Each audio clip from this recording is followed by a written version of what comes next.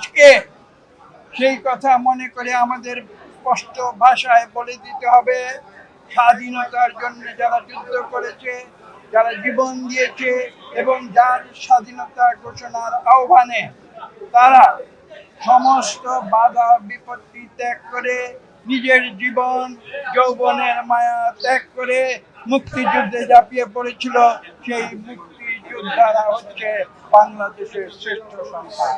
ওয়ালটন এখন দেশের সীমানা পেরিয়ে পৌঁছে গিয়েছে 50টিরও বেশি দেশে। ওয়ালটন, ঘরে ঘরে বিশ্বজুড়ে।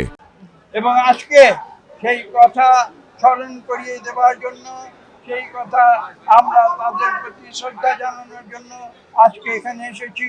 মুক্তিযোদ্ধা দলের পক্ষ হয়ে এখানে শহীদ প্রেসিডেন্ট জিয়া রহমানের প্রতি শ্রদ্ধা জানানোর জন্য, যিনি শুধু স্বাধীনতার ঘোষণা দেননি, আপনারা জানেন তিনি স্বাধীনতা মুক্তিযুদ্ধের যে সর্বোচ্চ সম্মান বীর উত্তম, সেই বীর উত্তম উপাধিতে বাংলাদেশের মানুষ তাকে ভূষিত করেছিল। এবং ৭৫-এ একদলীয় শাসনের পরে পুনরায় সিপাহী জনতার বিপ্লবের মাধ্যমে এই দেশের মানুষ পুনরায় শহীদ প্রেসিডেন্ট জিয়া রহমানকে আহ্বান জানিয়েছিল এই দেশ পরিচালনার দায়িত্বভার গ্রহণ করার জন্য। এবং তার পরবর্তী মাত্র ৩.৫ বছরে আপনারা দেখেছেন বাংলাদেশের সেই যে বাংলাদেশের চিত্র সম্পূর্ণ পরিবর্তিত করে বাংলাদেশকে একটি সাকসেস কেস হিসাবে সারা বিশ্বে তিনি বাংলাদেশের মানুষ তারা স্বাধীনতা ঘোষণা করেছিল দুটি মূল উদ্দেশ্যে।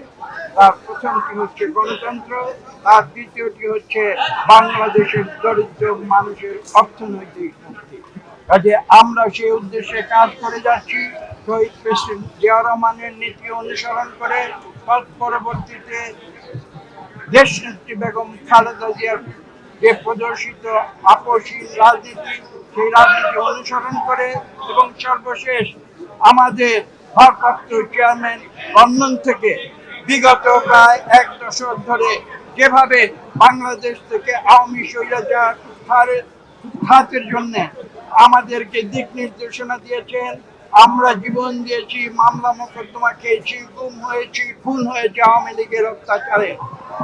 আমরা তার দিক নির্দেশনায়, তার নির্দেশে আমরা সেই দীর্ঘ ১৫ বছর ধরে দেশনেত্রী বেগম খালেদা জিয়ার নির্দেশনায়, আমাদের ভারপ্রাপ্ত চেয়ারম্যান জনাব তারেক রহমানের নির্দেশনায় আমরা আন্দোলন করে গিয়েছি।